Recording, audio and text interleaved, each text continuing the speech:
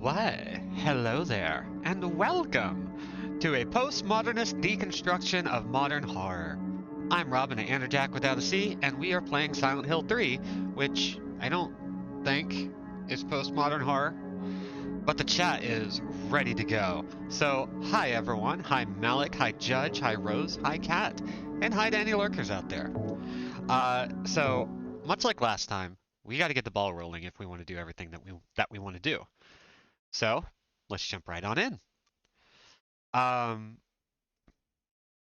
So the discussion going on right now is, what would postmodernist horror look like?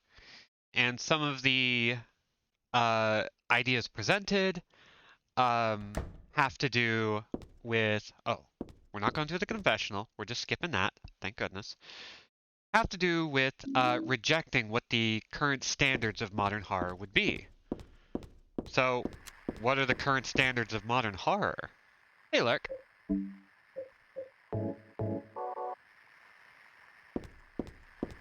And I think it's a really fun question, but also kind of a tough one, because horror, for me anyway, is...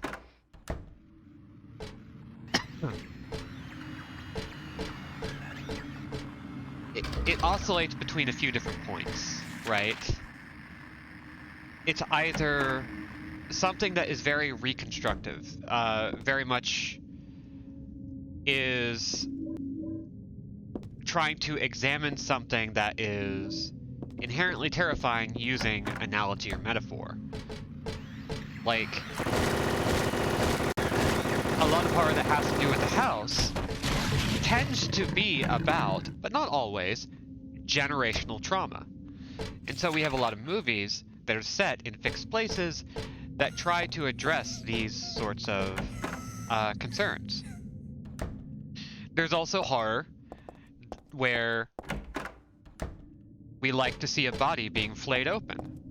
Like these, I guess, Hostel-esque gore porn films that are very much just a sort of catharsis. Sort of like a haunted house ride. And slasher flicks in general, like, kind of fit in that realm as well. But then you have stuff like, I don't know, the first Friday the 13th. The very first one, before Jason, when it was just Mrs. Voorhees. And that one was very much about striking out at uncaring care workers who let a kid die. And that movie is really interesting. Yeah, Pamela. When I heard that the Friday the 13th series that is apparently being worked on right now cannot use the rights to Jason, it actually made me more excited for it. Because it means, well, what else are they going to do? Pamela. Hi, Aleph. I don't know if I said hi, but hi.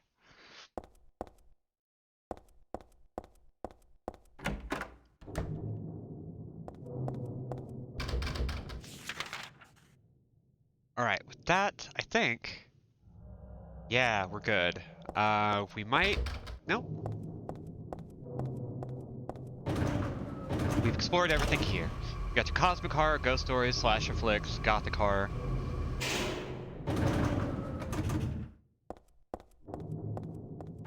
I need to play Shining Force, don't I? Any of the Shining games. Because I see them mentioned all the time, and I never actually get around to playing them. Ridiculous.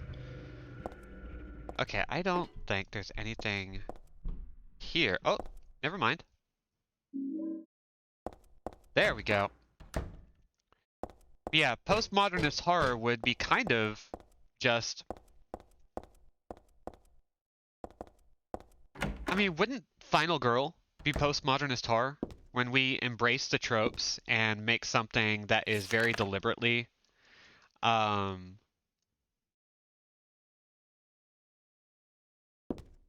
like fighting the tropes of modern horror. Because I think that's a way to do it, is to go after the tropes and examine them and go, okay, this is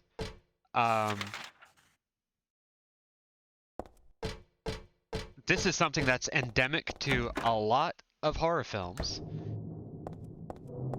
and something worth addressing and creating something more interesting than its source. Shining in the darkness requires drawing your own maps. These days, I actually want excuses to do that, so that's kind of cool. Shining Force looks like there's a lot of things under the hood and has secrets that are strange. 2 is confusing since all the secrets and cheats are only in the Game Gear remake. Sort of. Hi, Mom. Good to see ya.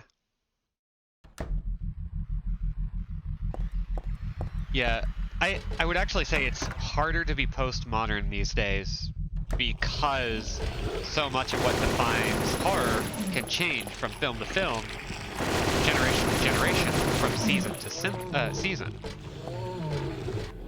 So it's fun. It's fun to kind of dissect, because I think it's really fun to dissect the ways we approach that sort of stuff. And I think postmodernist horror really is just going to be about going after a singular thing, or a collection of things that happen to be in the umbrella. If you ever watch Hausu, that one's a really interesting film, because the point of it is, I guess unsurprisingly, the nuclear bombs in Hiroshima and Nagasaki. It's a generational conflict. And I won't spoil, like, I don't really want to spoil exactly how it works if you haven't seen it. And it's not going to make sense, even if I tell you what it's about, unless I go into specifics. Because it's very blink and you'll miss it, right?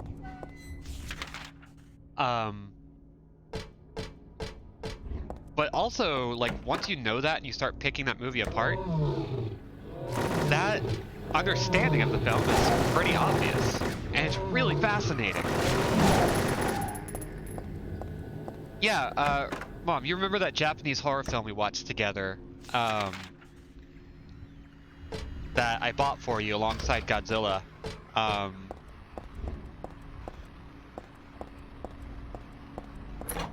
This is not milk inside a bag of milk. It will be tomorrow, probably. In fact, it seems like a lot of people would really like to have both of these games on display, so don't worry, we're gonna. I'm actually kind of excited because, like, you're the one who turned me on to that. And I haven't given myself the opportunity to play some of the games you've recommended over the years. Me and Lindsay have been, like, hanging out with each other for longer than either of us care to even bring up, because fuck it. But Milk Inside a Bag of Milk was something that she recommended to me, and I take that recommendation very seriously. In no small part because if there is one thing I can say about Lindsay, is that she has impeccable taste. For trash and otherwise.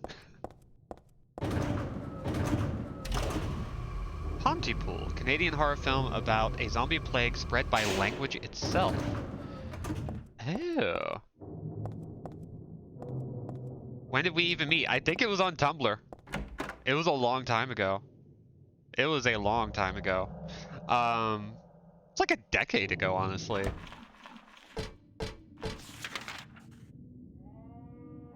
Which is terrifying.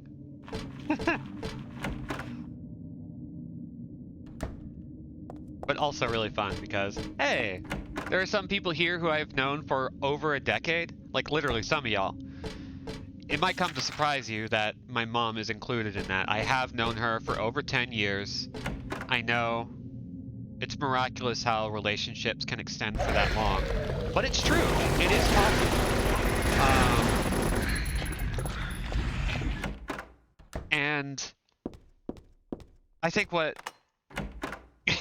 I think it's just really funny how, like, I've kind of been able to drag people into this hell on this stream. Just for the hell of it, just for fun. Because why not? Top friend skills here. Listen, it's hard to maintain any sort of friendship for this long. It's difficult. And I don't even like a lot of people all that much. But I try. It's a comfy little piece of hell, right? You gotta love it. This little nasty, terrible, awful slice of a knife. I don't know, I was trying to go somewhere and I did not land that one. I'm out of commission. Let's just go ahead and shoot zombies. Or whatever these guys are. Oh. Alright. I really want to play the rail shooter that this game was supposed to be. You know? Have I seen Under the Skin? No. I have not actually seen a lot of horror. I haven't even seen Us. I own it, and I haven't seen it. I'm a bad movie watcher. Tell me to play a 100-hour game? I got you! Tell me to watch a 2-hour movie? No. I can't believe you'd ask me to do that.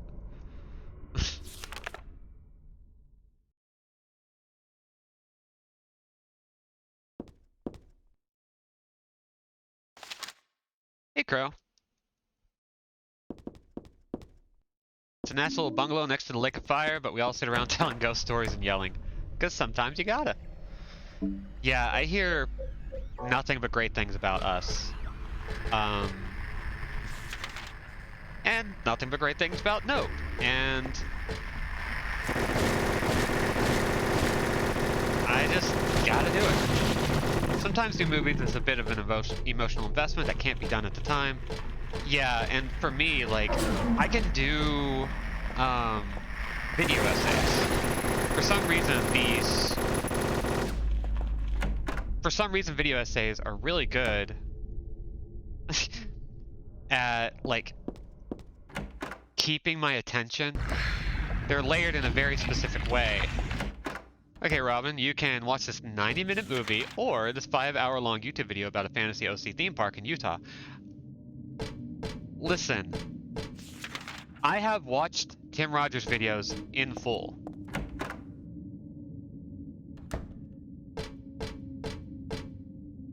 And I do so at the drop of a hat. Anytime Tim Rogers puts out a video, I'm like, well, I guess the first day where I get to sit down and watch this one thing all day, and I do it. It's great.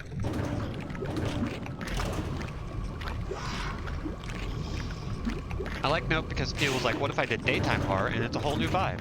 Right, that's one of the things that like drew me to it. Like once I heard that was the gimmick that he went with, and I'm not using gimmick in like a reductive way. It's like, it's the angle, it's the trick he's trying to pull. It is the thing that makes it appealing.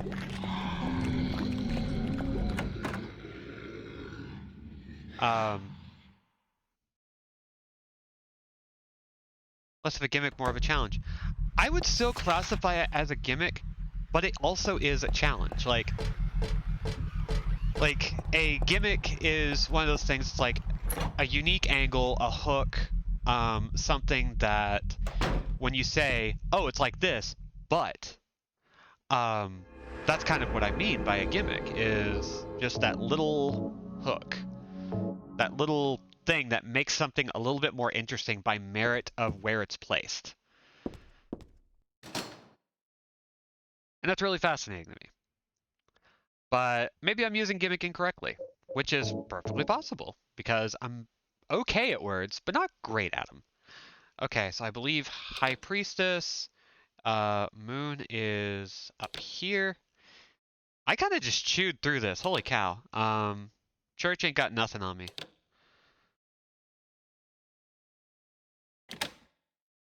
And yeah, horror is pretty good for anxiety. The reason why it works for me is that I tend to carry a lot of stress in my body. Like, I tense up a lot, sometimes without realizing it. And well-controlled horror can help me release some of that tension. The correct term is shtick. Duh. You know what? That actually is a pretty good word for it. So unfortunately, I have an excuse to use the word shtick that I didn't have before.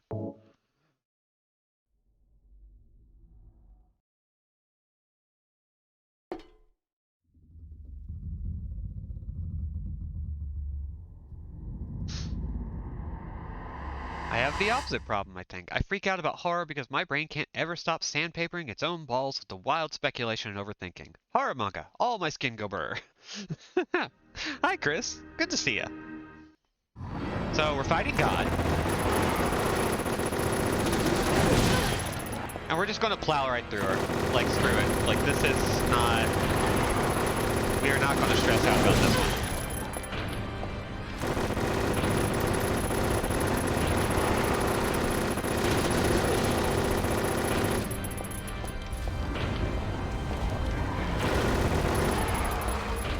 I do love that sometimes I can just play a game and we can just do this shit and have people run on it and be like, what the hell is going on? I can just be like, what are you talking about? This is Silent Hill 3. This is just how it is. It's fine. Every time I see a new horror game, oh, shoot. I let myself get hurt. In which case, every time I see a new horror games or find out Junji Ito put out a new thing, I'm bent on seeing it. The more exhaustively, the better. Yeah, I kind of...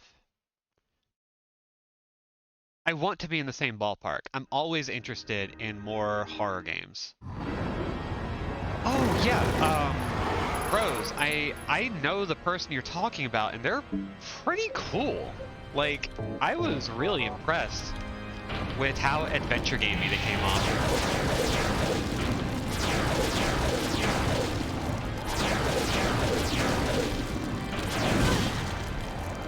Okay, so we're actually doing a lot better here because on easy difficulty, we don't need that many combos to kill her.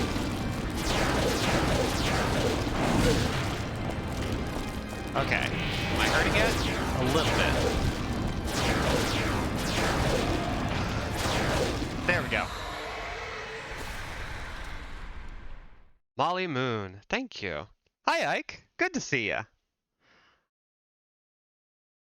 Yeah, the clothes are easy to miss. I can't really do too much about the brightness, but yeah.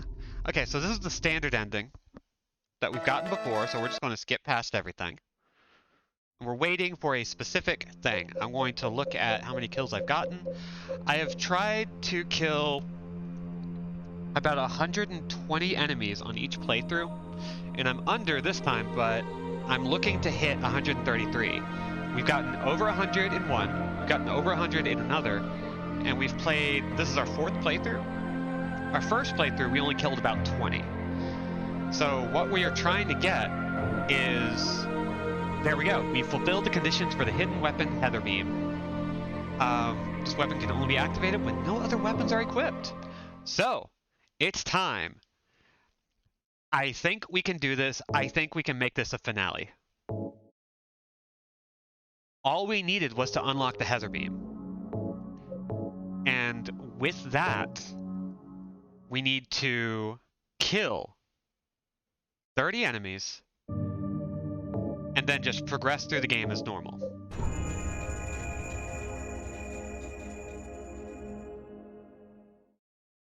So let's find out if this works. I mean, we know it works. The game told us it works.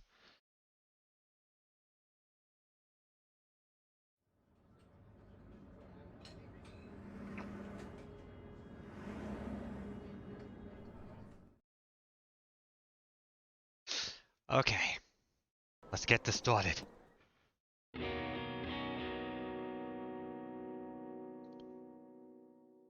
All right, we have a thing. And we are going to switch to the costume. I still love this. We didn't do the Konami code. I'm not doing that yet. If we can get to this ending in time. Beautiful Joe! If we can get through this ending, I will do the Konami Code thing at the very end.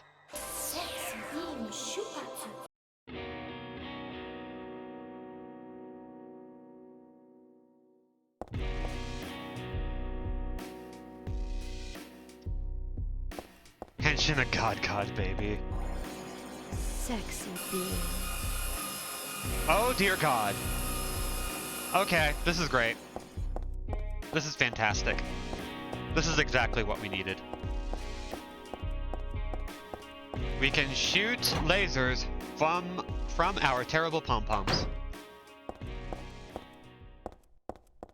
Okay, now let's fucking go. We're gonna try and get through this as quickly as possible. And I'm hoping that this will all go by pretty quick. We don't actually need to play through the whole game. We only need to play up to a certain point. We don't even go to Silent Hill. The quote-unquote best ending doesn't involve Silent Hill at all. So nice. So I did see a bit of how people are doing today. But how is everyone?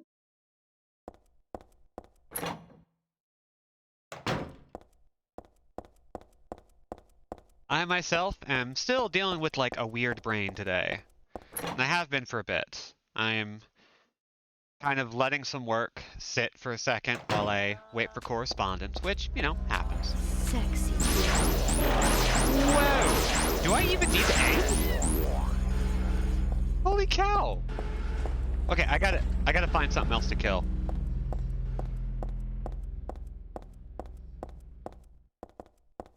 Aw, a bad day. I'm really sorry. I know things have been rough, but I'm glad you're here.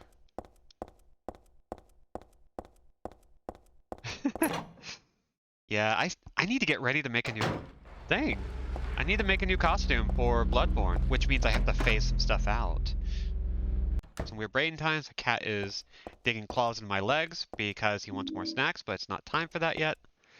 Still waiting for my chicken wings, but got caught up on work changes since I was away. Folks like my haircut? Hell yes.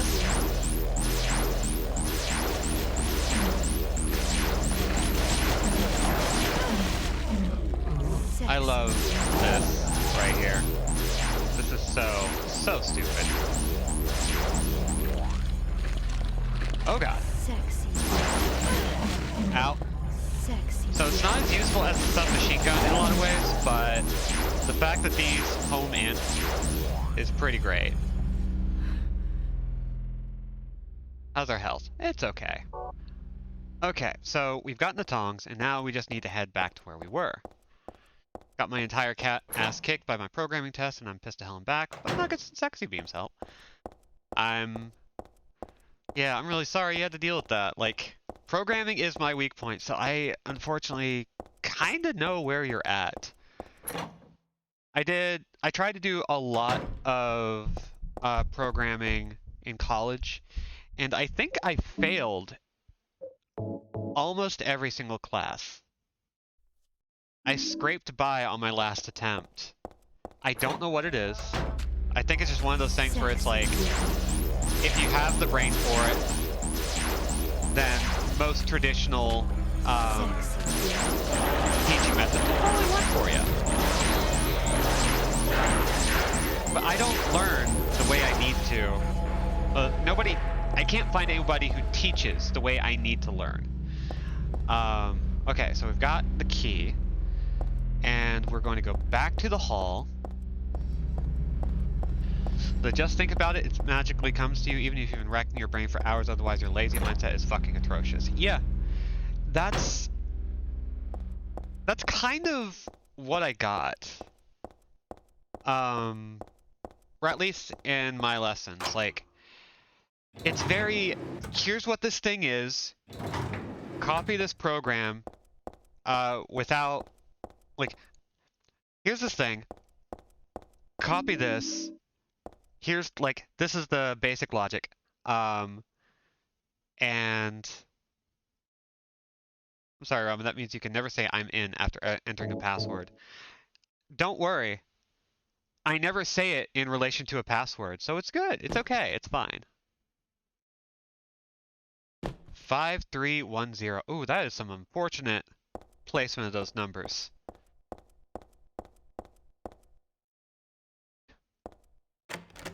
What if nobody's stupid? What if we just don't know how to teach everyone?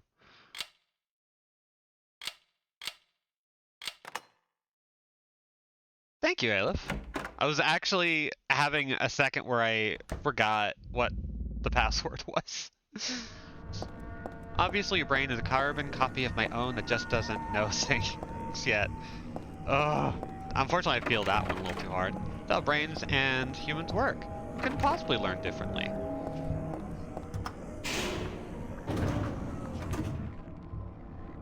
Yeah, that's kind of been my problem with school for a long time. There were classes I really liked. Like, here's my example that I think really works. History, I usually wasn't good at until I took a class that wasn't about memorizing dates. When I started taking classes that talked about historical context and started talking about things in relation to other things, I suddenly started acing all of my history exams. And in fact, like, I did really well in college for history because a lot of the classes I had were basically just asking me, okay, what was this era? What did this stuff mean? What did this stuff lead to? How do these points connect? Right? And that was revelatory.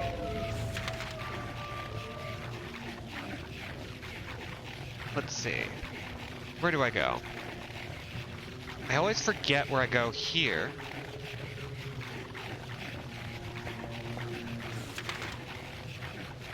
Having a narrative context and connections makes history into something understandable and just numbers. Who knew, right? It's frustrating because, like, I know that there are people who are good at numbers, who are good at fixed points. Ooh, figured out how to trigger an animation model on a VTube model. Hell yes.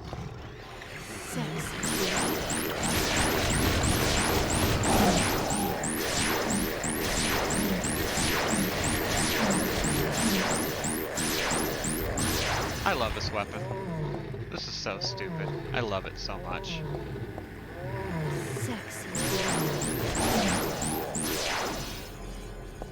So, we had a couple of different, like, we had an actual beam, but now, it's really interesting. I'm like trying to puzzle this out, figure out how it works.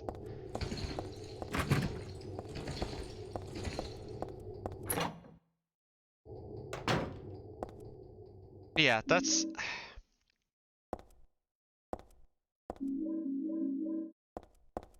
How's the Heather Beam look without the costume? Let's find out. Let's see what this does.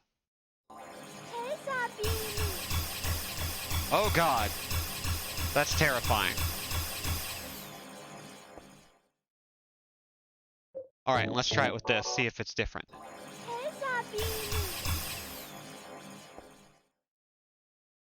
Somehow it gets worse. I love that they play it every time. I love it so much. Sexy beam.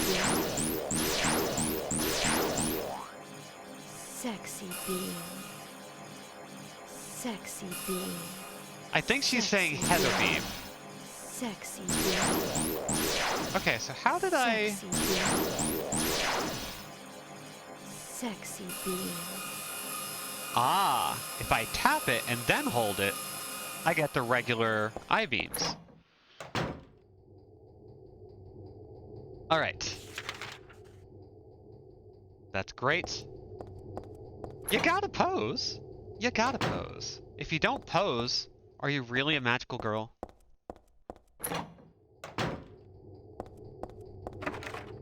I don't think you are, is the thing.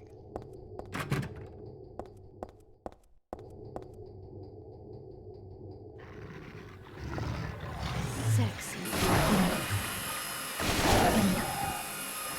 Alright, I learned how to use it. being.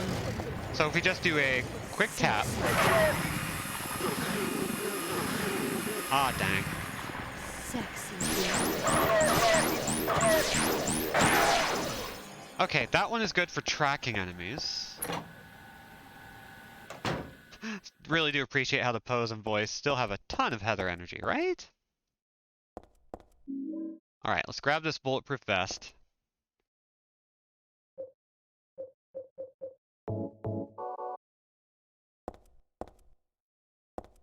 I don't think we can go to the back, so here we go.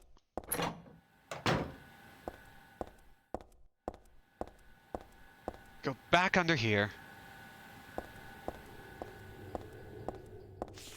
And I think we're going to the outside, the main hallway over here.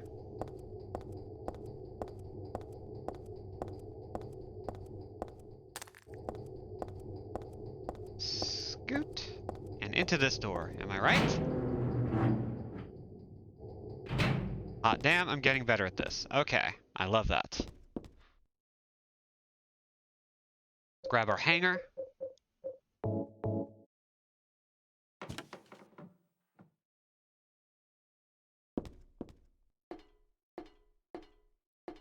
And there we go.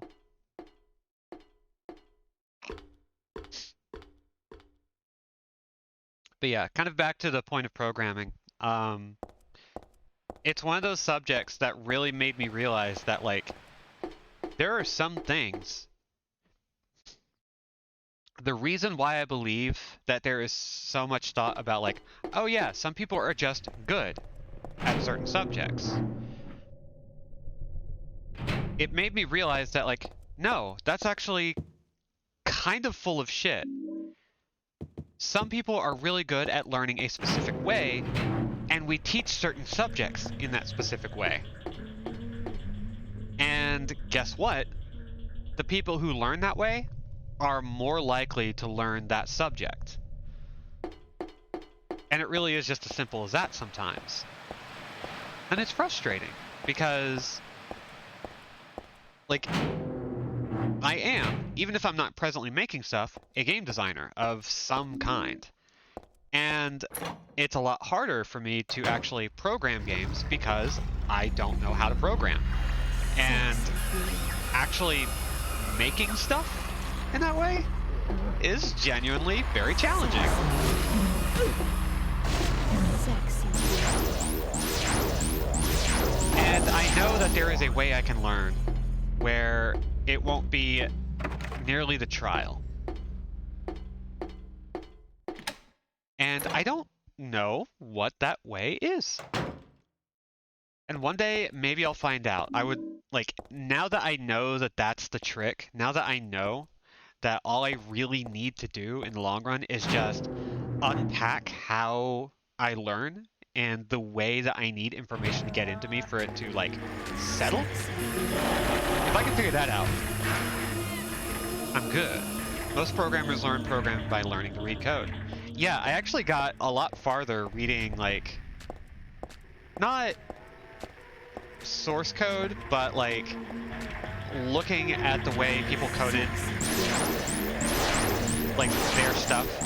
That tended to help me more in a lot of ways. Like, I learned more from Game Maker by, like, checking out how other people made their games. I kept finding ways that they solved problems I kept running into, and I kept figuring out, like, okay, they did it this way. How do I need to do it? Like, what's the way, like, what's the thing about this that makes it understandable to me? Your learning style is having information whispered into your ear by a muscular woman. I mean, she don't even have to be muscular, if I'm being honest. She could have some slightly nice tone. Or she could be goth. Get me a goth teacher and I'll be there. Listen, I learned more in French class because I thought my French teacher was cute than I did anywhere else. I liked my high school French teacher. She was great. She was a short, old, cranky French woman who taught us curse words. But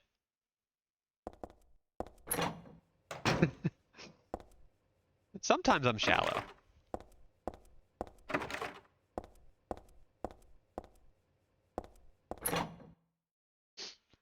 Robin wants to be taught programming by Morticia Adams.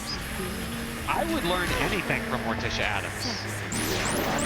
I don't care what the subject is.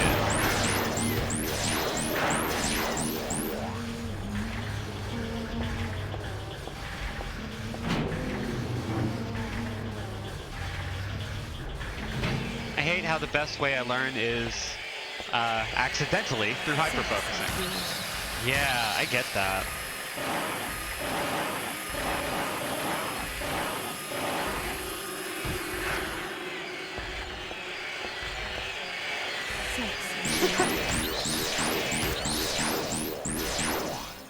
Like, I don't know a lot of straight people.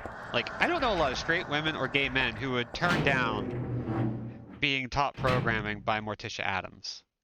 I don't think they would, like, I don't even think Morticia Adams would need to be good at it. She could be absolute dog shit, and I still think a lot of people would be like, yeah, dope, let's go. And I don't think I'm wrong.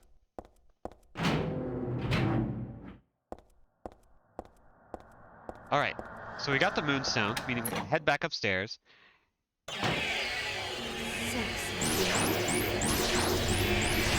But do all sorts of good damage.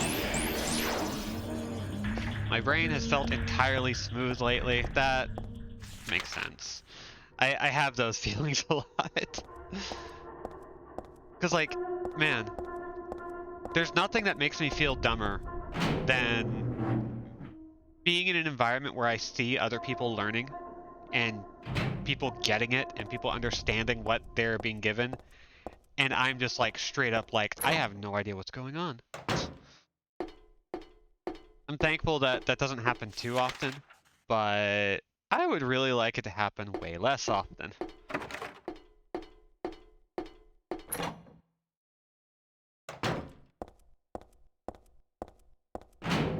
So I don't know, one of these days I think I'm going to, my strategy is to like get a Xenia account or a Codecademy account or like any kind of like studying program or site thing and just bounce around until something manages to make things click for me.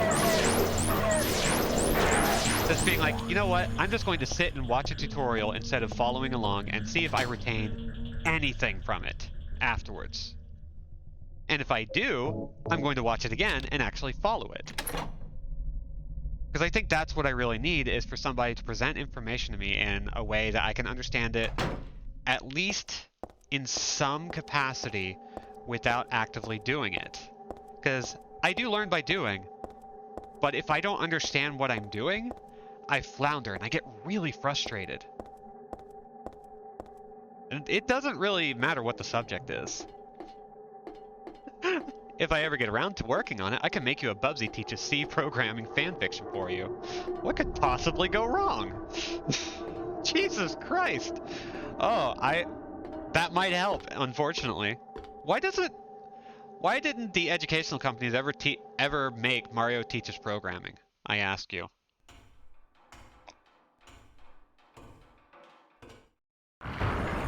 They could do it if they weren't cowards. Oh god. Whoa, they started me right in front of this guy. That's new.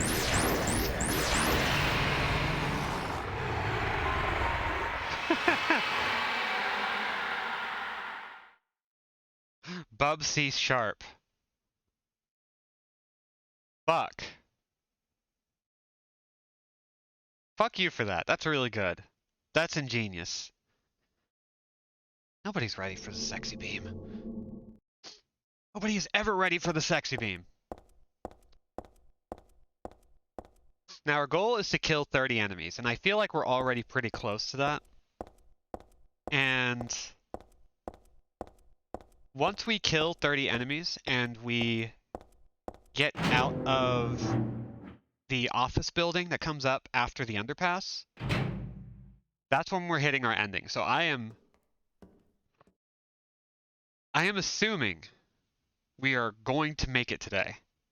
And that means I am assuming we'll even be able to do the Konami code trick that makes things very awkward. God,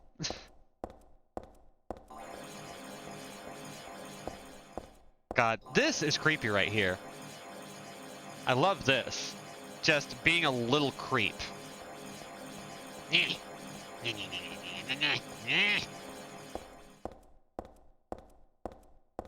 Like, this is just peak goblin mode right here. Q Bubsby and Visual Bubsy would also work as puns. God. Yes, they would, unfortunately. You're right, and that's a problem. I feel like Sailor Venus desperately wishes she could use the term sexy beam for an attack, but neither her friends, her cat, nor society itself would let her. She's not allowed. She wants to say the F word, but can't. Nobody'll let her. She's not responsible enough.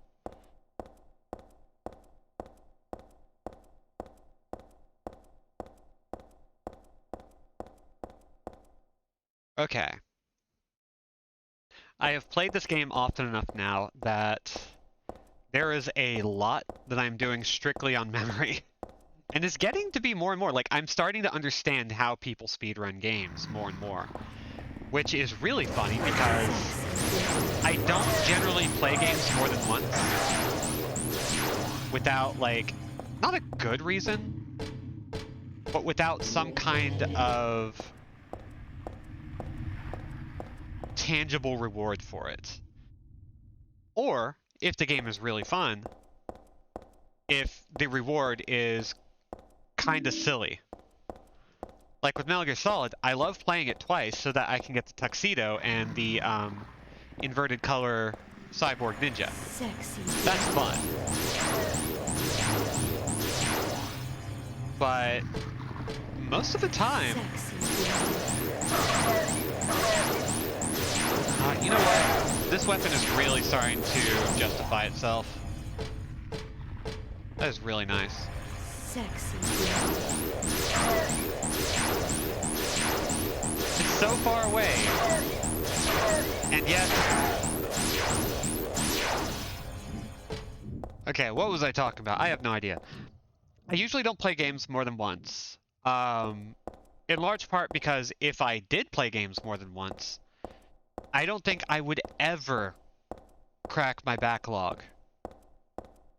I think it would just forever be insanely long. And it's about to get worse because the Christmas season always nets me like 5 or 6 games. And I still have stuff from last year that I haven't gotten to. Which is so frustrating.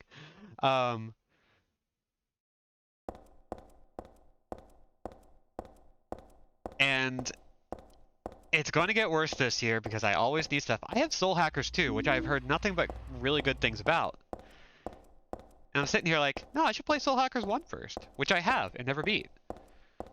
And then I never continued it because I'm a fool. Sexy.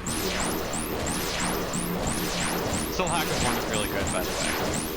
It was about when Atlas started like taking the Shin Megami Tensei brand more seriously. And they started actually like putting in voice acting, better localization, all of this stuff. It was a little bit after Persona 3 and 4 just really hit the scene and made a lot of people very happy. And we're starting to realize, oh wait, these other games are also good. So they started putting them out and like giving them the attention they deserve, and they are still doing that with all these games, which I'm very grateful for because it's not just Persona. The other games are sometimes better than Persona.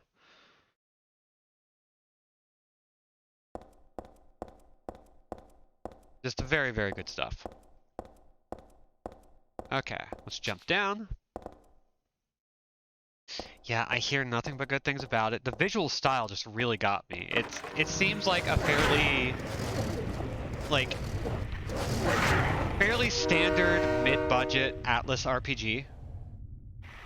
which is the platonic ideal of video games.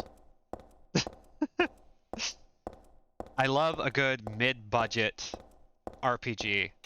By the way, go play Digimon Story Cyber Sleuth and Hacker's Memory. Go play them. They're good. They're great, in fact. Get the double pack and play as a girl because they decided when they would add a female protagonist that they would just conveniently forget to change love interests, and they just went with it.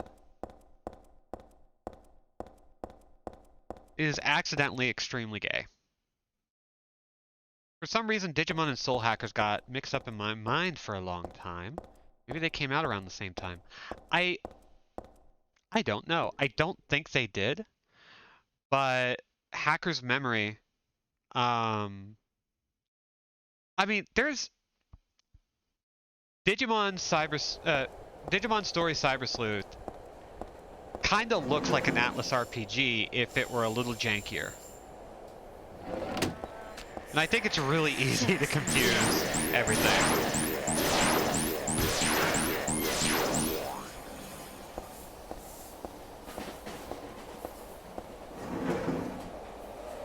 Let's see. I need to actually finish the sequel to Cyber Sleuth. I started Hacker's Memory, but I didn't follow through on it. I got the double pack for the Switch, which is a great version of that game, by the way. Like, it is genuinely solid. If there are technical limitations, I sure as hell didn't notice them. And it usually goes on sale for pretty cheap, because nobody's buying up Digimon games en masse. Nobody. And they should, because a lot of them are really good.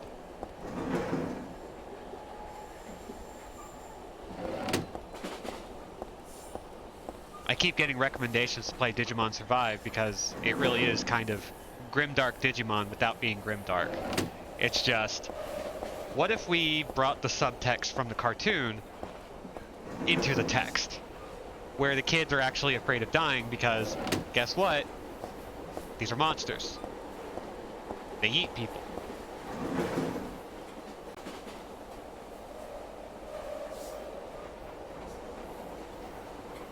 Which I think is great. I think that's like a good time, you know? What am I talking about? I don't know. I don't think I should talk anymore. Anyway, here's the rest of the stream in total silence. No, I'm not doing that.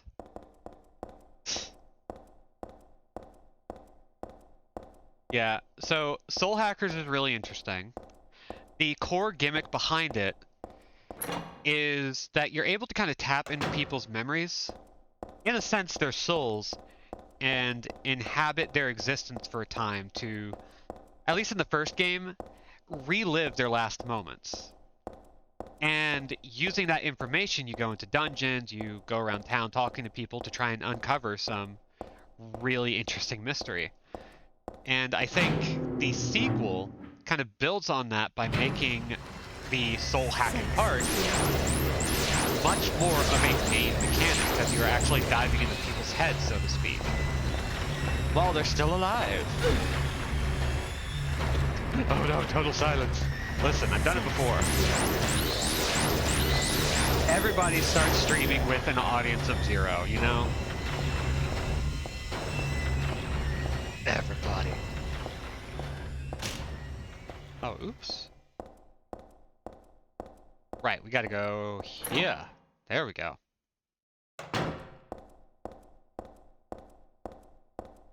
Once again, I'm kind of proud of the fact that I have learned how to tear through this game. I don't know how I managed it, but I did. Sexy being. Sexy being.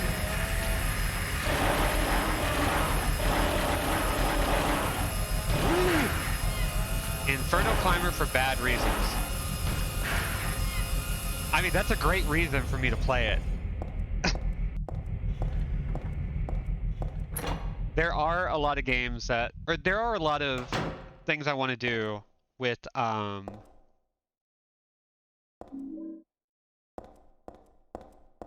with the stream that involves playing bad games or games that should not be played. And I hate that I want that for me. And I love that you want that for me. Sexy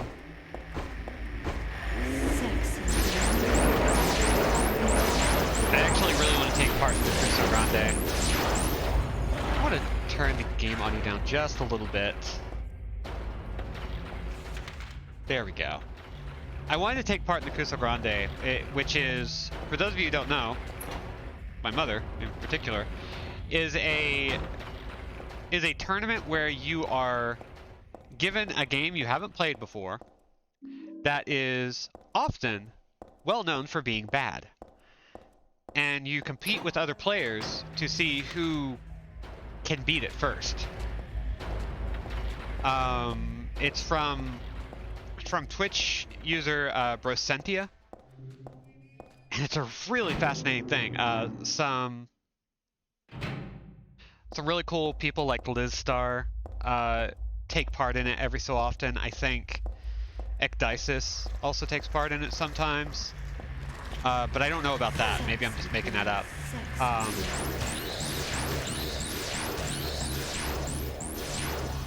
But yeah, I want to take part. Yeah, you did a VTuber model for Liz Star, right? You did the Goblin mode one. Inferno Climber is kind of like Dark Souls, but more like Kingsfield, but less fair. Oh god. You want to play some shitty games that suck ass competitively? Yeah, that's a great model, by the way.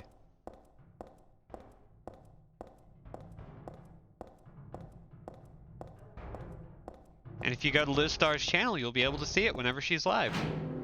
She does, I mean, she's far more well known than I, so I don't really need to explain her material, but what she tends to do is entire console library playthroughs. Like, I think last I checked, she was working on some kind of weird Sega consoles. Not like that weird. I think she was working on like Mega CD and Master System stuff or something. I don't know. But it's a really neat idea, and I think people should go watch her because she has like a surprisingly healthy attitude when it comes to bad games. You'll see her a lot at SG or at Games Done Quick, where she is known for picking some really weird stuff, and is great. Like, she's incredibly fun to watch. She's done like Mega Man 3 for DOS. She's done Hypnospace Outlaw, which is not a bad game, but she did play it. Entire console libraries. Oh yeah, there's an entire subset of Twitch streamers that like go through every single game in a library, and that's like their goal. I don't think she's doing anything like the NES. She's doing stuff that has like a smaller library, like failed consoles and stuff, which is really cool. I think that's great.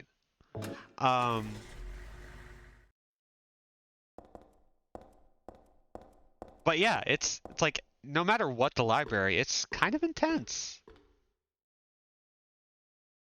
She's a great host too. So like I would strongly recommend checking out her channel.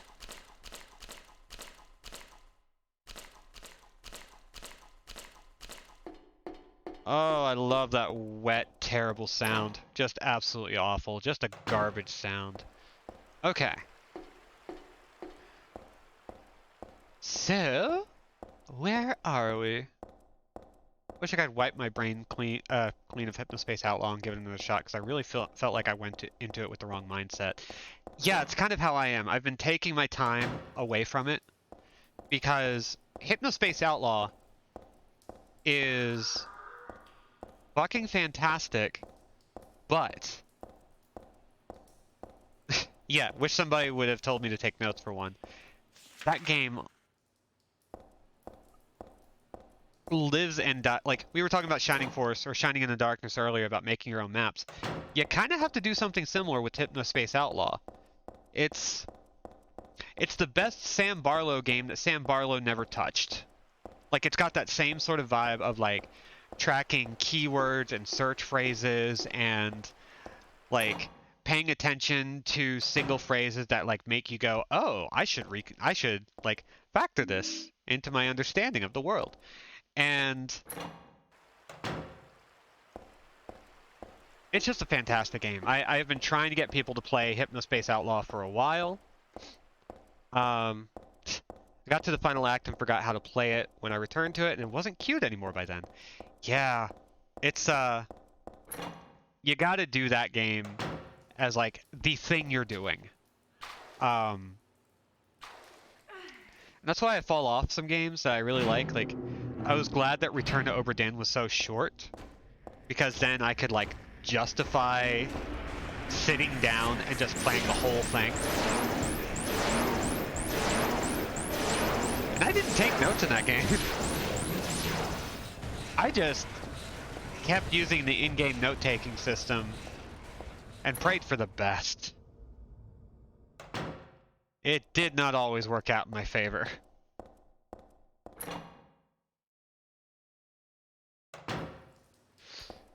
It's kind of... So I played Resident Evil 1, the remake, a little while back. A couple years ago. It was the first time I ever beat Resident Evil 1. And I did it by actually making a map. It was my first time in years drawing a map for a game. And... I mean, I'm not going to lie, it was great. I loved making that map. It was a lot of fun being able to figure out how to play that game in even a remotely proper way. But it's also an investment of time and energy. The retro navigation was necessary for the vibe, but also it was retro. Yeah, they do a better job than you would expect of managing that. Sexy. But user experience is a skill, and making purposefully dated and archaic user experiences and turning that into a game is a challenge. And I feel like that's a fair assessment. Making something bad on purpose. When you have the means and the resources and the years of progress made by incredibly influential user experience designers is... I don't know, it's kind of like trying to play the PC Baldur's Gate again after playing years of games that have learned from its mistakes in design. Like, I've never been able to play those games because they feel just... If you like those games, that's great. They seem like a lot of fun. I can't do it. They're not built with me in mind. They are not built for good user experience. They're just not. And I don't think that's necessarily a problem if it's what you want to do. But also, I don't want to do that. I was just hating on Baldur's Gate earlier.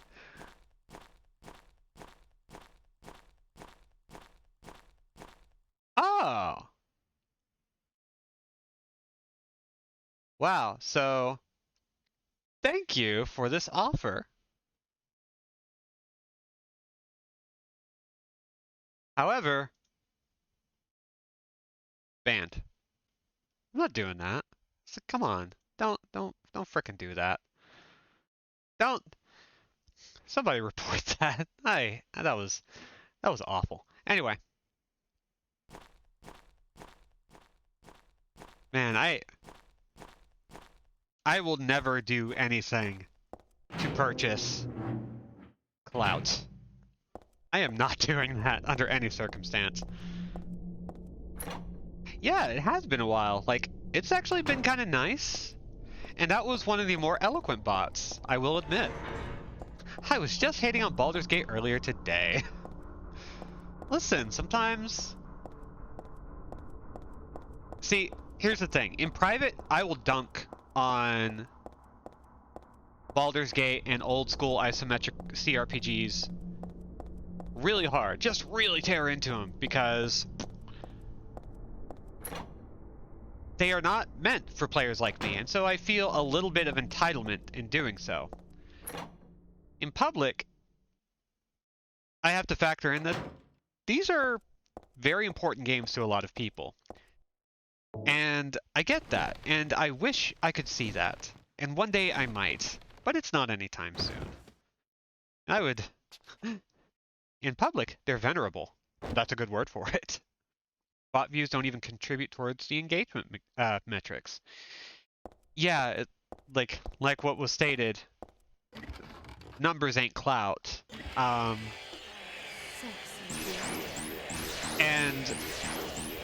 the fact is, like, I've got a decent enough, I hate calling it a following, but I've got a decent enough audience that seems fairly comfortable engaging with me. And that's what I value more than anything else, is folks actually feeling comfortable talking about the things I'm talking about. You know what I mean?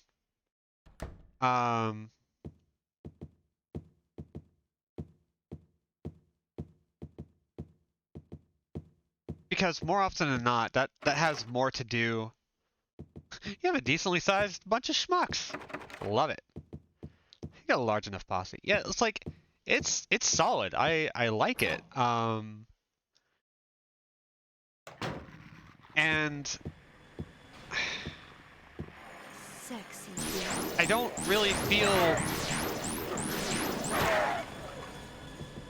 I haven't seen any real meaningful difference between like having a lot of people and having a small number of people who are actually willing to like chat. Like, yeah, I could reasonably find people who are like I could find a whole bunch of people who are just willing to like sit there and watch. And I know that I have some lurkers who enjoy kind of staying in the background, like not being too pushy, just being like, yeah, I'm here, but it's not like a big deal.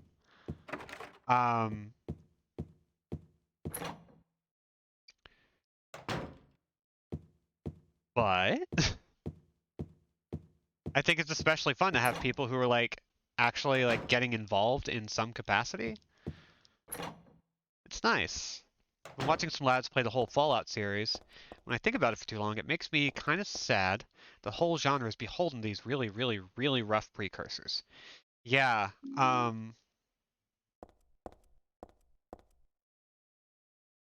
I was thinking about this. And I want to talk a little bit about something I saw on TikTok that I thought was interesting. Like, legitimately kind of interesting. Where... Let's see. Do I need to go to the 5th floor at all? I don't... I think I gotta go to the auto parts area. Yeah, I need to go to the auto parts area in order to pick up a jack. So let's go. There was this TikTok complaining that people were comparing all of these big AAA Sony titles and calling them kind of all the same genre, the same kind of game. You know, looking at Last of Us, Spider-Man, Days Gone, Ghost of Tsushima, God of War, and saying they all fit like the exact same niche. And this guy was getting kind of upset because he was saying like, well, they're all very different games if you actually played them. Here's the problem. I've actually played them. They are all Assassin's Creed. I don't mean that in that like they are all the exact same kind of game. It's that they all have this exact same vibe and structure, and they have the exact same kind of people who are looking at the exact same kind of games. And more often than not, when these games fail, it is because they are not examining the structure and they kind of like delve into the exact same problems that this genre always has, of having this big open world, a shit ton of stuff on the map that feels incredibly overwhelming to actually like go out and hunt for. They all follow like this sort of hero's journey sort of like plot structure. Seriously, they almost always have it. There's almost always somebody who is lost at the beginning of the game to like the main character. Um, they all they all fit, like they hit the exact same beats. I say this hating Horizon Forbidden West and loving God of War Ragnarok.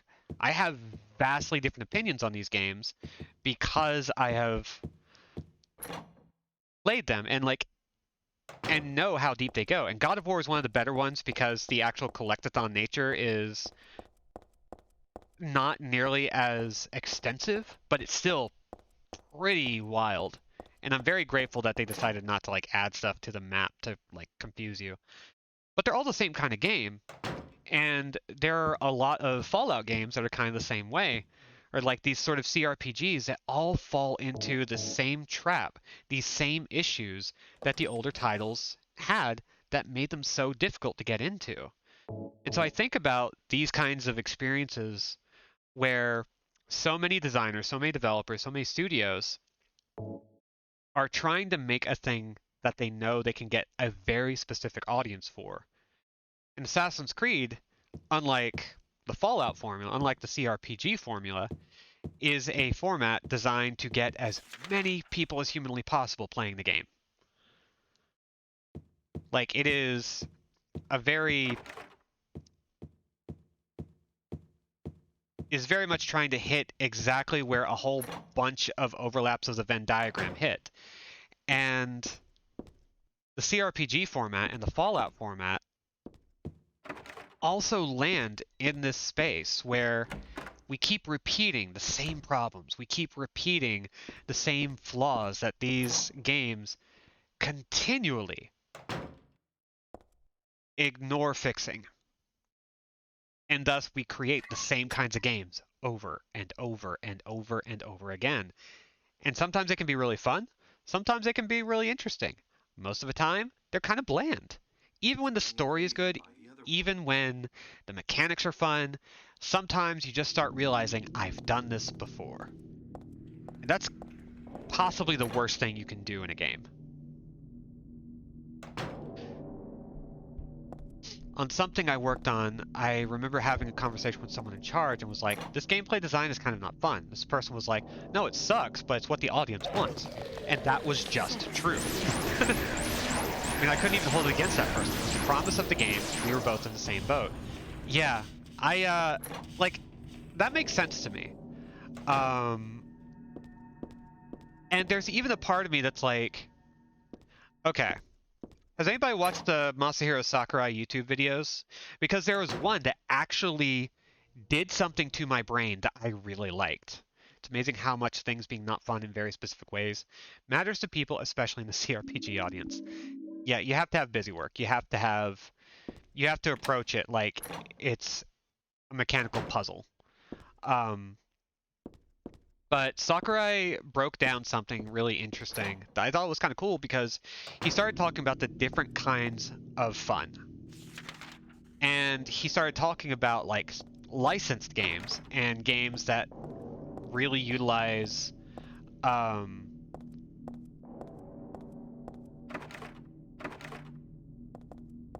giving something to fans. And he even states like these games aren't really about being really good games. That's not the point.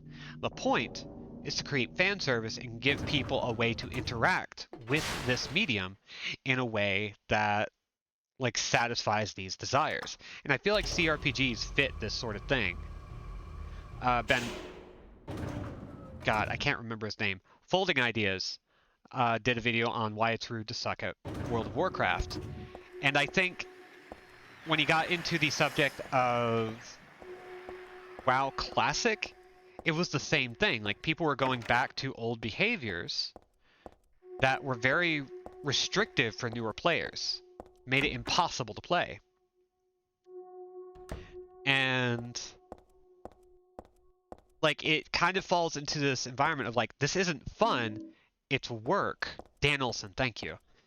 It isn't fun, and when you try and get more people involved, you have this expectation that they satisfy these conditions that are socially agreed upon, but aren't necessarily engaging or interesting, and in fact, often keep newer players from ever getting involved, because that's too much work if you just want to play a game and see what the game has to offer.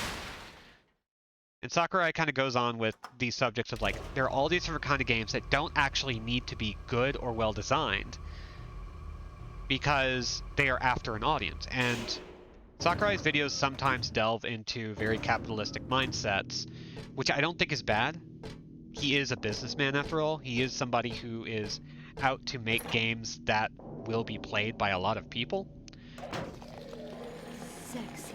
But it's always interesting to hear people talk about, like, it's always interesting to hear game designers who have earned the clout that they have received stating games don't necessarily need to be fun or good. If they satisfy the role that people expect of them. And it was such a weird thing to hear out loud, and yet I just kind of sat there like, you know what? Yeah. That actually makes perfect sense to me. CRPGs, the tension between the legacy of tabletop origins and the fact that not everybody approaches a game that way or enjoys that bloat is a tension that will never be resolved. Yeah, like, I think while it is unfortunate that these games are so painfully hard to get into for me, I can't ever say, like, well, because I'm not the audience, that means this game is bad. But at the same time, you can break these games down and go, these are painful to play. These are games that are very difficult to actually get into by design. Because what people want in these environments is something that isn't conducive to good design. And people like that. People like that pain. People like that work because it's familiar, because maybe they actually do enjoy it, because these are experiences that make them feel like they can kind of get in touch with a part of themselves that they're afraid of losing.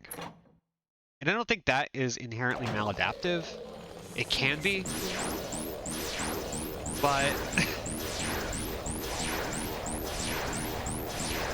the really fun part is when there's a game in a genre you don't care about, but are in a series, but are part of a series or property you love. By the way, I heard Marvel's Midnight Suns is really good. Try every BTM game that came out recently. Ooh.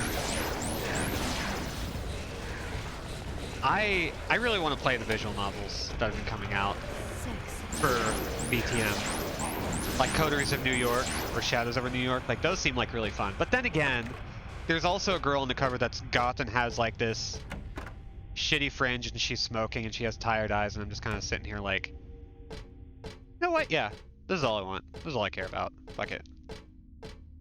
Also, apparently it's a little gay. I don't know. Seems like it. Seems like they really want me to think it's pretty gay. Oh, don't worry, Lindsay. We're never getting Vampire the Masquerade Bloodlines 2. It's never going to happen.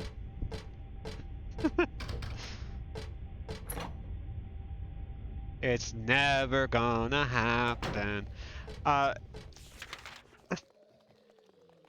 fact makes me a little sad. I'm not so sad that I'm gonna lose sleep over it.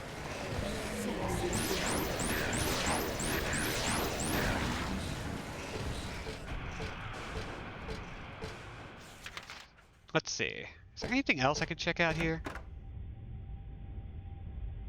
Is this?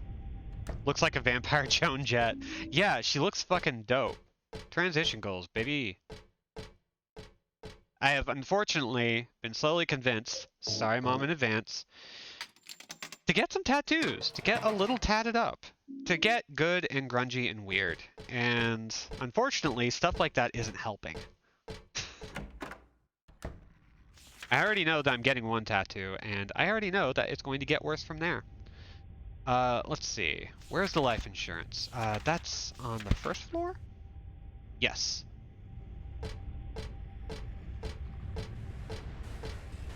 So let's go here. Why are you going... Okay. I really want to tat it up. Unfortunately, I have gotten to the point where I'm like, it's weird that I don't have any for as long as I've been talking about it. I mean, fuck it. I might just schedule something soon just to get that band on my forearm that I've been wanting.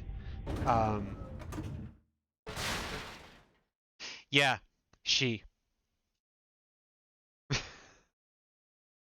She just... I love a girl who looks like she can kill you with a look, you know? Trans flag tat on your forehead, let's go! You know, I'm actually... Also, Jack, in your right calf. Temptation. I actually already know some of the stuff I'm getting. A mid-length forearm band, pure black on my left forearm. To prove that I can deal with a lot of stress.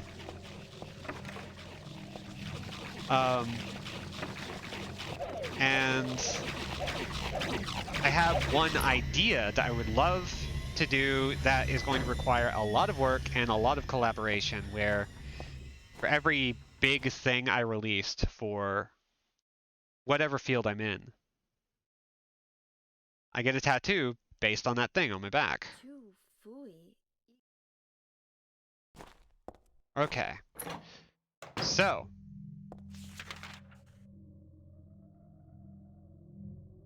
Go for the classics. Try harder, asshole, over your heart. That's really good, actually. I might have to consider that.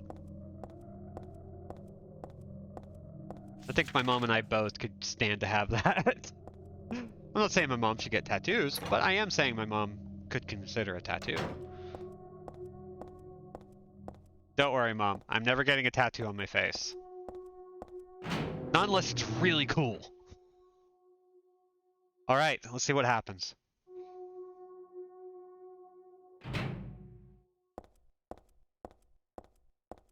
So we have killed a good number of enemies. We've definitely killed 30, right? We've definitely killed 30. And so now we need to try and get through here. I think we need to get to the apartments.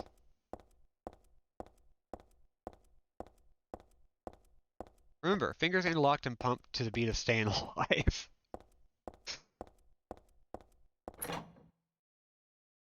Alright, let's see if we did it.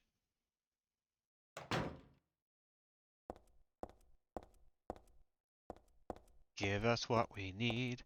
Give us what we need. I want to get to the end of finale. Not very pro-trans of you. No tattoos on face. Listen, no one says no tattoos on my face. I'm home, Dad. Oh dear. Listen, something crazy is going on.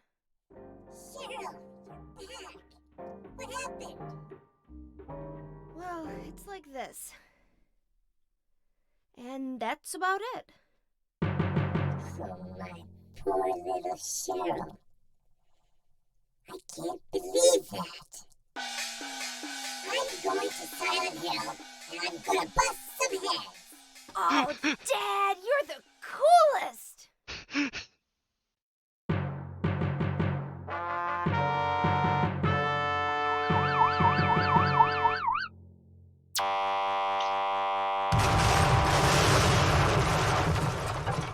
I love this game.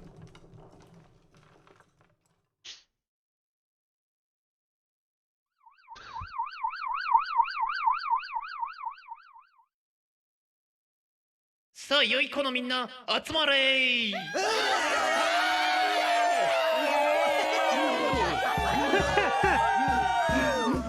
良い子のみんなそろそろ UFO エンディングとか飽きちゃっってんじゃないのかい。 Sick and tired of all よーし、みんな素直だ。素直が一番成長するぞ。それじゃあそんな成長期のみんなでサイレントヒルの歌を歌おうかな。よーし、いくよ。ワン、ツー、ゴー、ナナ。シェイク。Yo, man. Yo, shake it, shake it, yo. Zara Hero no Buddha, Amenda Duda. Amenda Du, Utarimashou. じゃあまずはクローディアの歌ね。みんなは歌わなくていいよ。クローディア、本当は優しいおばさんだ。お菓子とか買ってくれるし、落としてもくれるし。だけどね、怒ると怖い。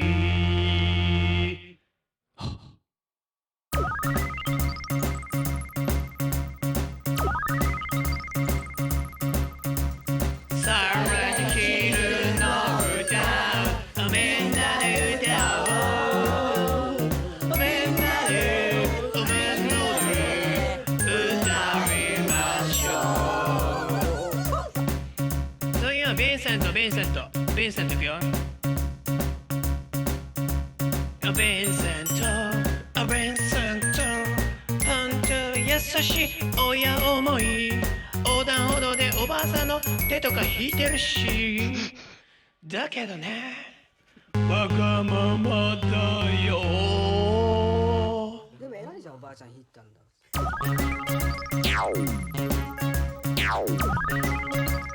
All music by Akira Yamamoto.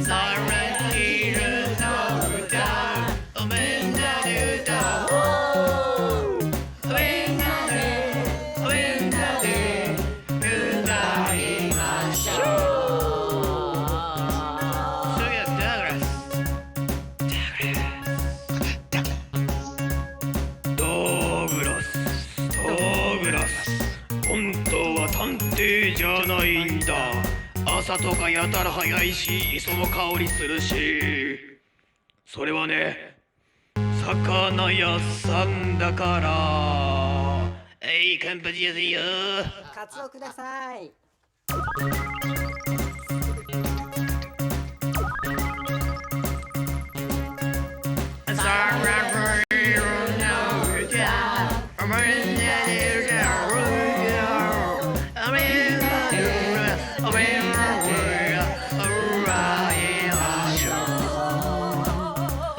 じゃあ最後にヘザーね。ヘザー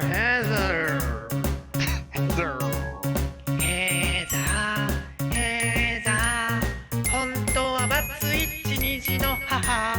育児とか大変だし、パートも行けないといけないし。だってさ、ヤンママだからなめんなやって感じ。さらにヒルの歌、みんなで歌おう。みんなで歌いましょう。サイレントヒルの歌、みんなで歌おう。みんなで歌いましょう。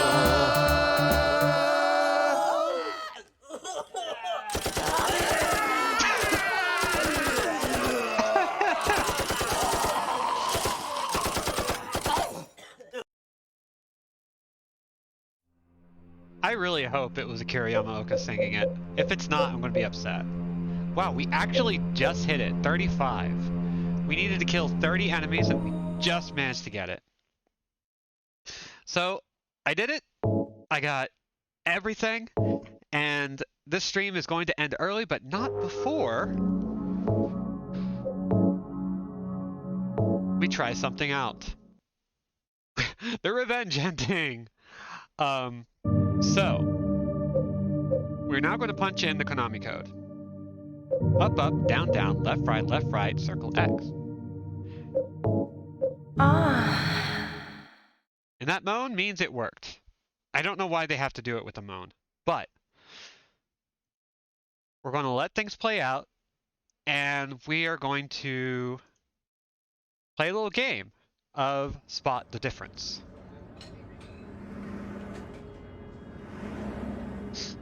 Yeah, the milk game takes like 20 minutes, and we're going to be playing that and its sequel back to back tomorrow. We're going to play both. It's going to be good.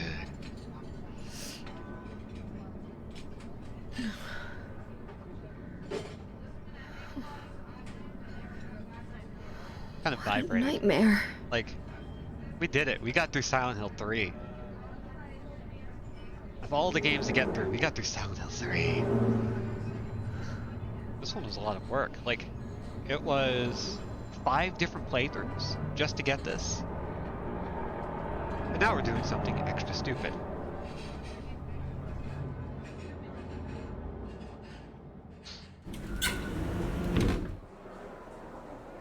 Alright, so keep your eyes out for any key differences.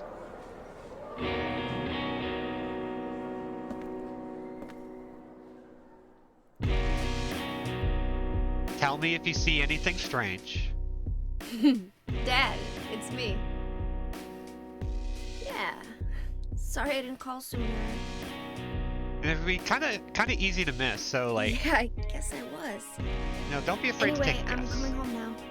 Oh, I didn't get that thing you asked me to. Okay. Okay, I will. I love you too, Dad.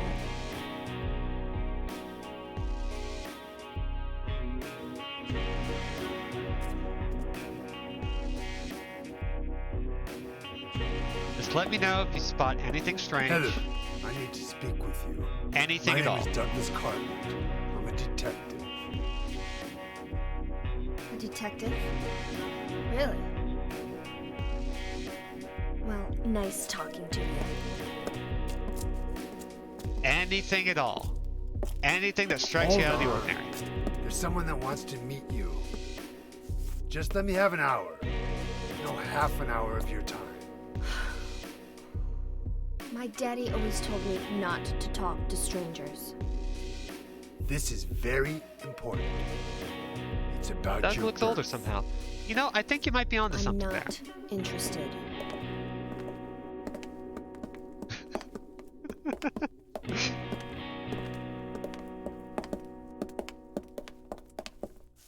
Are you still following me? Do I have to scream? Sorry. I'll wait here. I think we did do it correctly. I think it worked out, but you know. Anyway. So, for those of you who were able to spot the very subtle little Easter egg,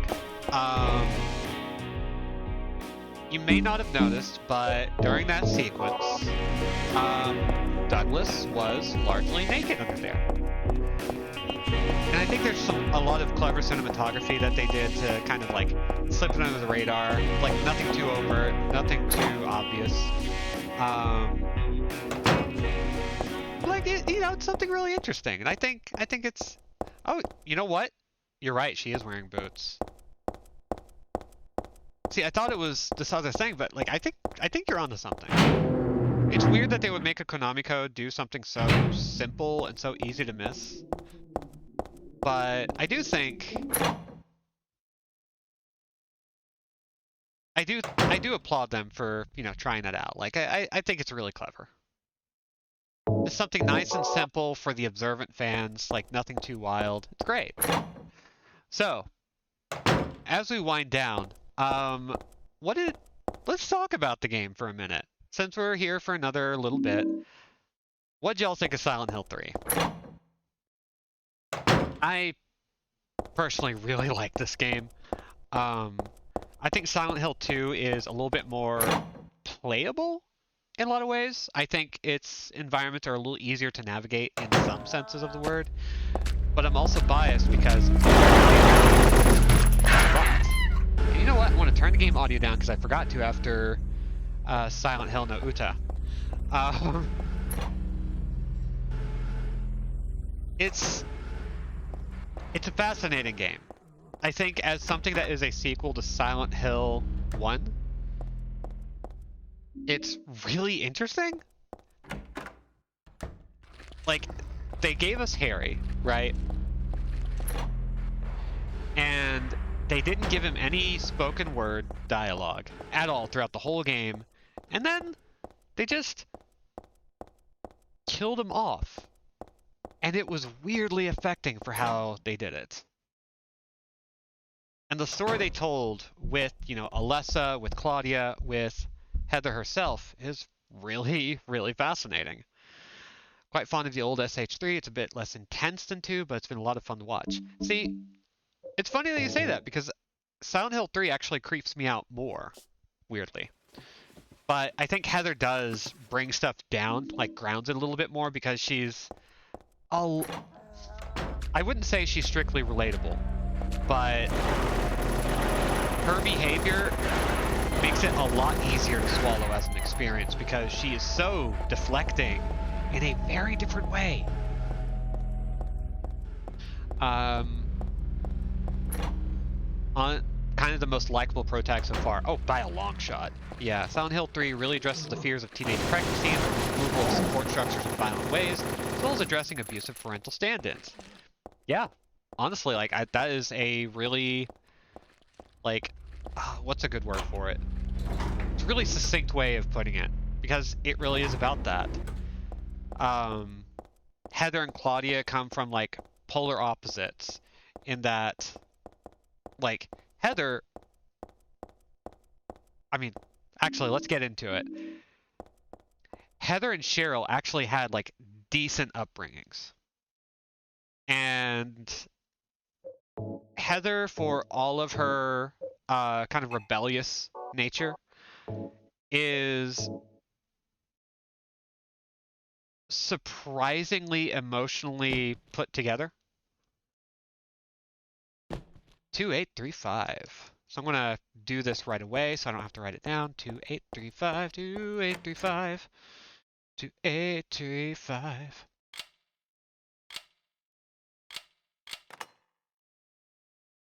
Full agree, plus fear of having a stalker and having agency taken from you in multiple ways. Yeah.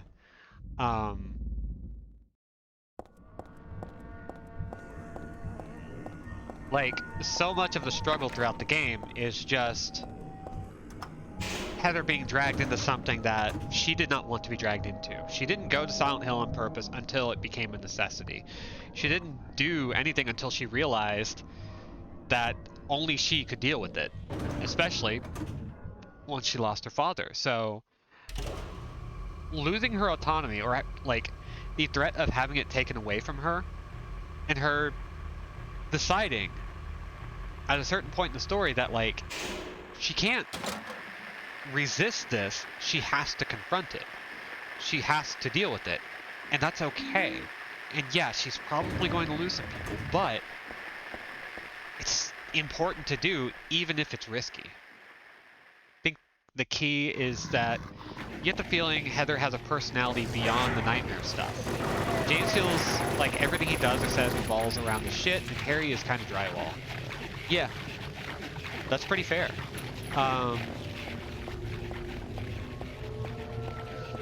Harry doesn't have much in the way of personality, but what he does have is a sort of legacy reputation.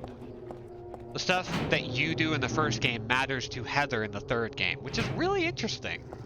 Like, that's kind of really neat. A lot of what makes Harry work in the third game is because we played him first. And if we ever play Silent Hill Shattered Memories, we'll be able to capitalize on that at a later date. Let's see.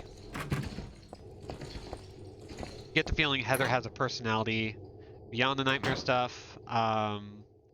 But Heather has all those snarky little comments and snide asides that are, oh, you're a person. You're more than your terrors. I really like that. And, like, we get a lot of little tidbits about her. Like, we find out through the environment that she used to smoke. And she quit. We find out that she has read some Shakespeare and also hasn't. Like, her knowledge is incomplete in really fascinating ways that the game never had to go into to make her compelling. Or to make her interesting. To make her worth... Protecting isn't the right word, but you kind of get the vibe I'm going after when I say something like that. Heather's got that Spider-Man mood of, I need to quip, or else I'll crumble over everything going on right now. Yeah! I love that.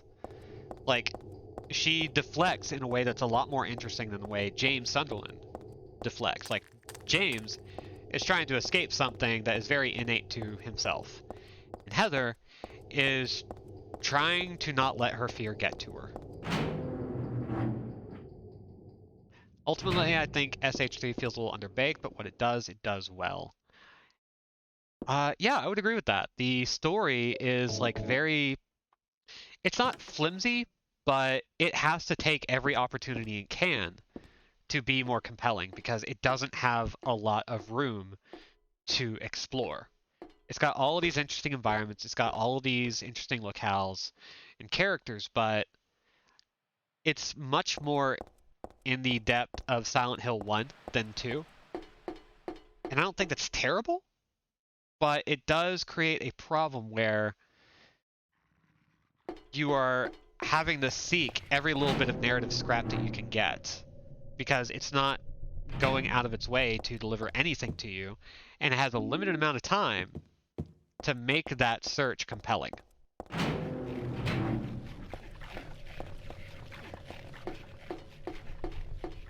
Speaking of Harry, I'll also point out that SH3's title song, You're Not Here, is about the singer feeling like a mess because the person she's singing to isn't around anymore. Even wondering if it would be better if they never met, because then at least she wouldn't be feeling heartbroken right now. Ooh, that's really interesting. I should look into that. Because, like, the music in SH3, like, the music in Silent Hill in general, especially the Team Silent games, especially the ones that Yamaoka worked on, the music's fantastic, and undeniably so. Even if it's not your vibe, it weirdly works, including when it contrasts with the content in interesting ways. So sometimes there are just these vibes that they accomplish that just feel like, wow, this is a horror game? And then it does something so fucking unsettling to you that you're just like, oh, yeah, no, this is a horror game, alright. I'm shitting myself, and I'm just hearing some beeps and boops. Like, nothing's even happening, I'm just unsettled. I will say, I think this game has probably the strongest opening of any Silent Hill. Next to maybe 4. 4 is a game I don't necessarily like. I haven't played enough to really form a hard opinion on it. But it has one of my favorite openings to a Silent Hill. And I guess this Thursday we're going to see it, because we hit the sub goal, and we are still actually at over 40 sub points. So that's kind of neat.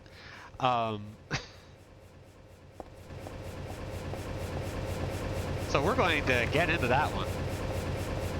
As I say, that absolutely sounds like the kind of teenage angst song Girl Heather's age would be all over. Yeah, I love that though.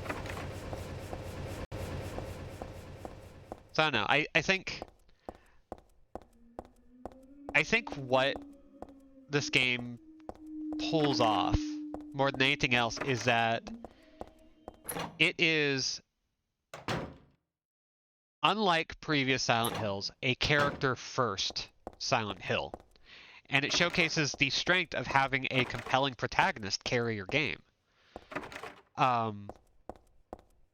Because one thing that we keep coming back to is that Heather is a defined person. She is not somebody you are meant to immerse yourself in necessarily. And I would say the biggest disappointment about Silent Hill 1 and 2 by comparison is that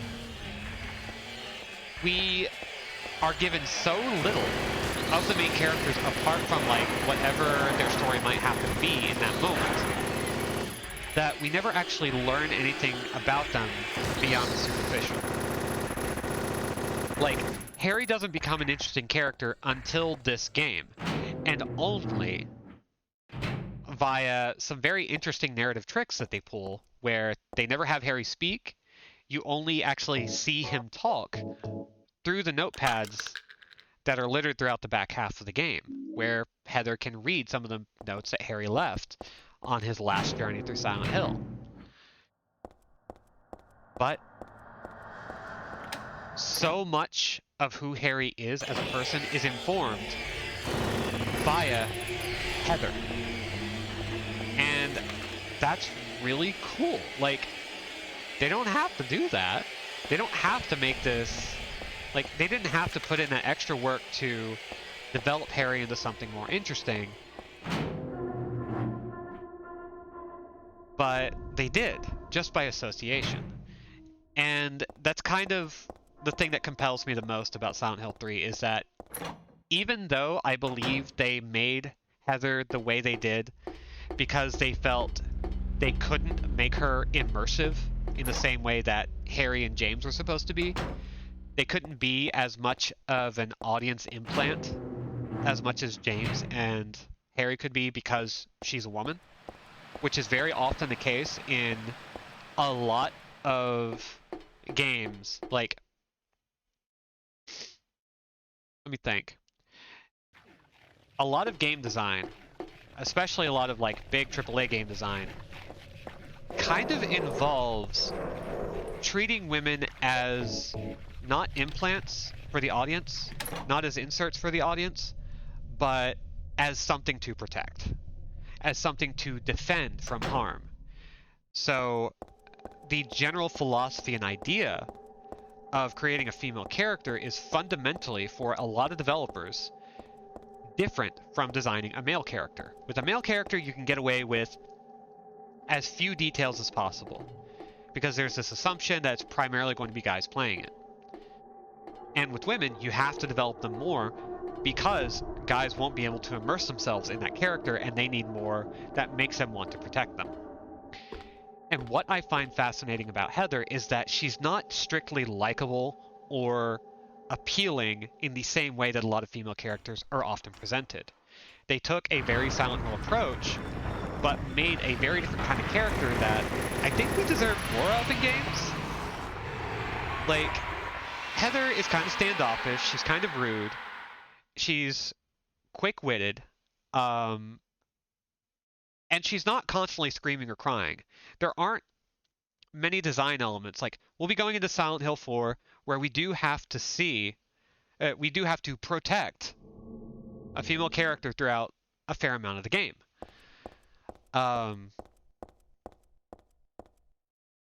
What you mean to say is that dudes do not rock. They don't.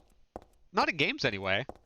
And it's not that men suck, even though I would understand why somebody would say that, and would even kind of agree with you in certain contexts.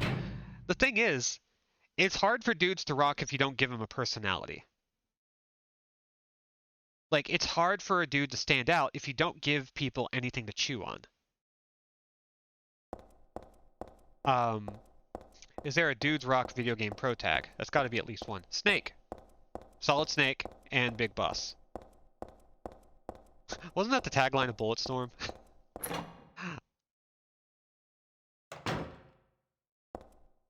Yeah, Lost Judgment, Yakuza, like, these are games that actually do that pretty well. They give the characters personalities, tastes, interests, and, like, none of this is to say that it is bad to design a man for a game. It's just,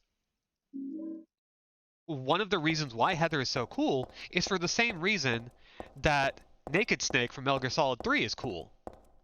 Because Naked Snake loves cardboard boxes and believes in vampires and Santa Claus. That's really fucking awesome. Like, he's a dork. he is this weirdo who is still developing his personality and has yet to become the man he is going to be. Like, Big Boss sucks. Terrible man. Awful.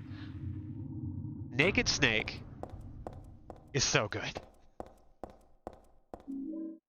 Yeah. Haven't even played Yakuza, and I know it radiates dudes rock energy. And yeah, Rikia is one of my favorite characters in the Yakuza franchise. And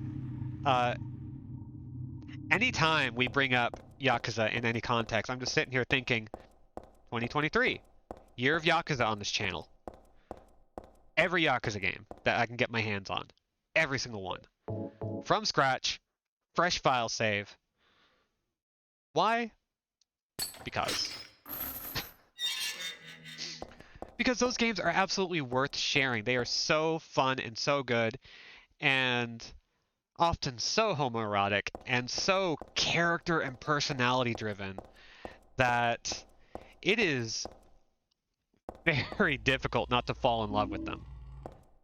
Like, for me, incredibly difficult. I am very much of the mind that, like, if you give me a game with a male character as opposed to a female character, I'm usually going to be like, maybe the gameplay is good. But Kiryu is Hank Hill from King of the Hill. And he's great. It's so good. It's so very good. Let Majima and Kiryu do a kissing. There's still time. They could do it. They could fucking do it. Even the developers of Yakuza admit that Kiryu is possibly a virgin, and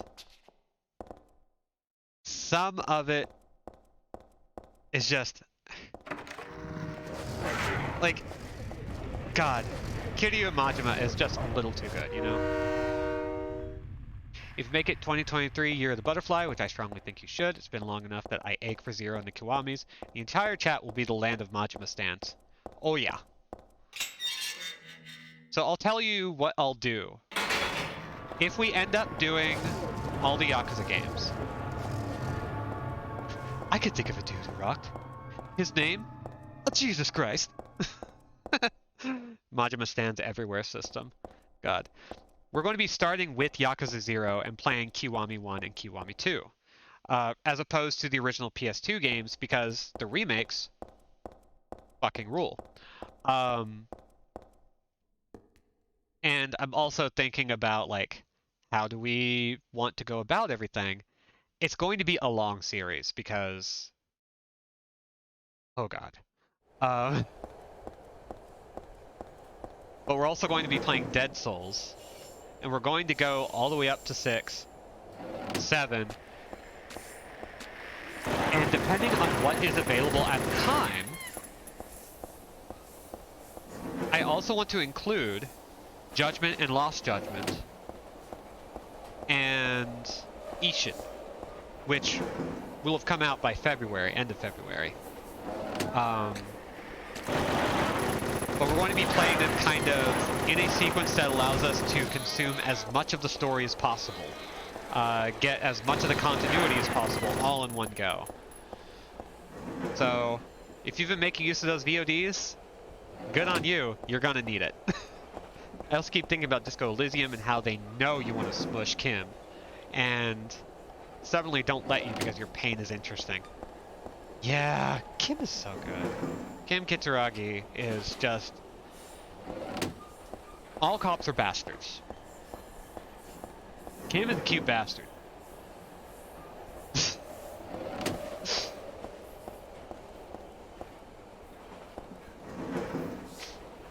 God. I was on the subject about, like, the fact that Heather was one of the more interesting female protagonists in the game because they actually let her be a character that wasn't just meant to be protected. Then we got into Yakuza, which, hoo boy. Now I'm just thinking about Yakuza. I think I'm just going to go and play Yakuza No. No. I got work tomorrow. Like God of War instead. They're bastards in a world of bastards. Yeah, which does make it easier to take. You know?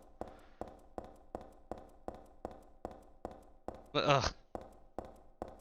I love Kim. I need to beat that game. I'm so bad at Disco Elysium. And I know that, like, at some point, if I end up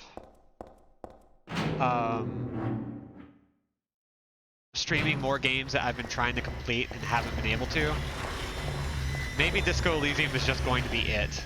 I don't really want it to be it, because I want to play that on my own, but oh my god, I need to just beat that game already. It's agonizing is what it is.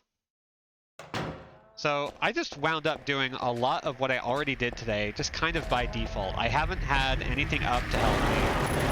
I've just been playing. Like, I've honestly gotten to the point where I can chew through way too much of this game with not really a hell of a lot of effort. Ooh, you have a grand theory about Disco Elysium. I gotta know. Is it spoilery? Not that it matters, like, people are in it for the right reasons, so... Oh, whoops, let's go this way first.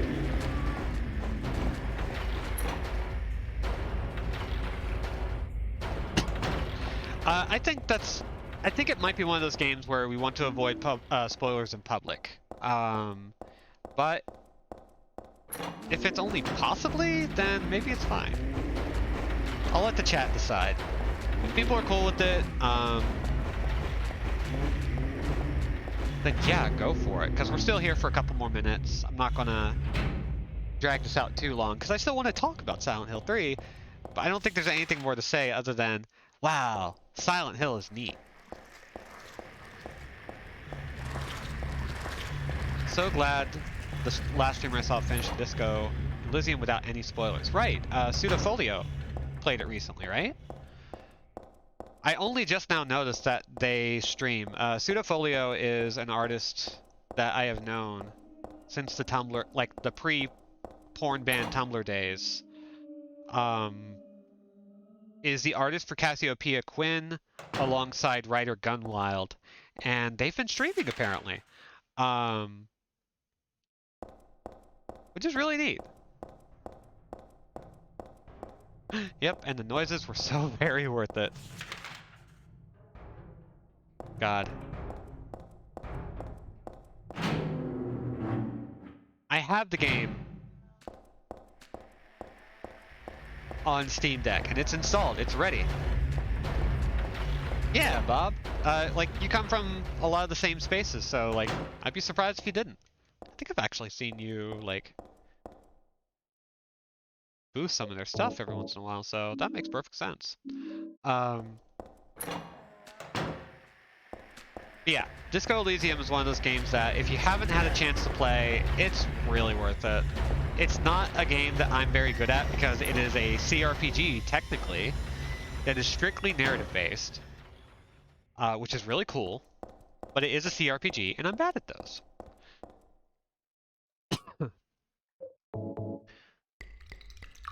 Yeah, I think in which case we've got enough people saying no. Like, even one person is enough to be like, let's not spoil.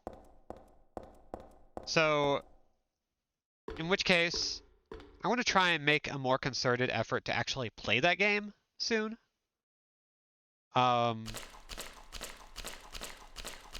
So that we can talk about it, because I don't get as much of a chance to talk to you, Rose, as I would like to.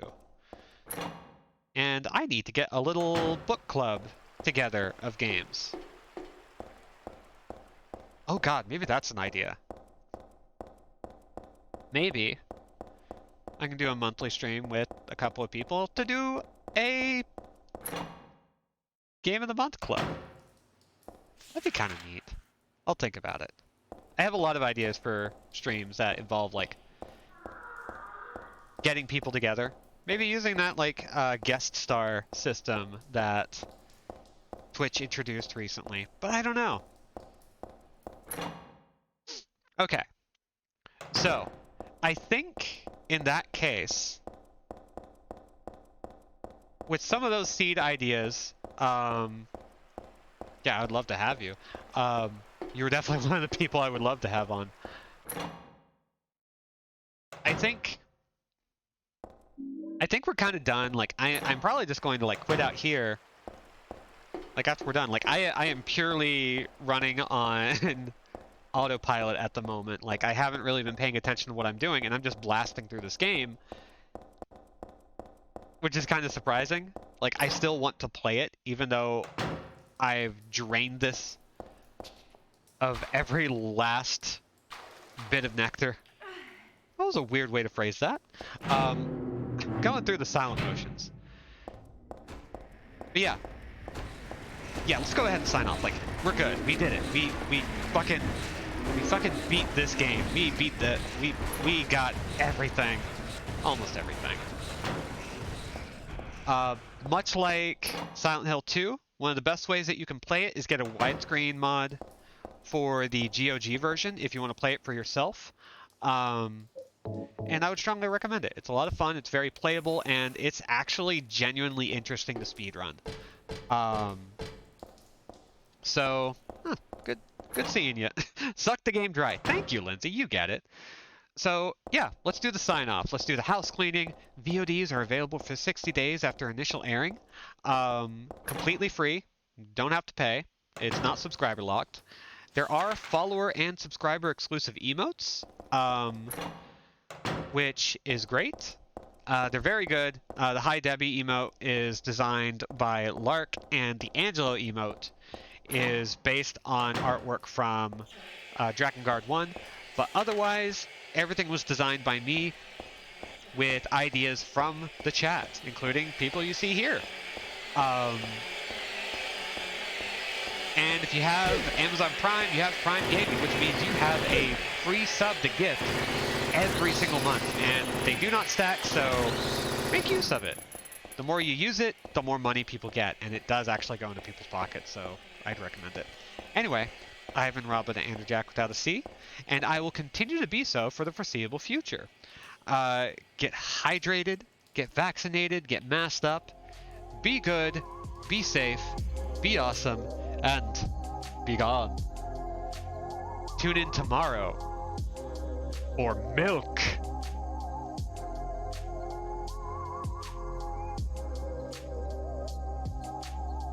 Bye.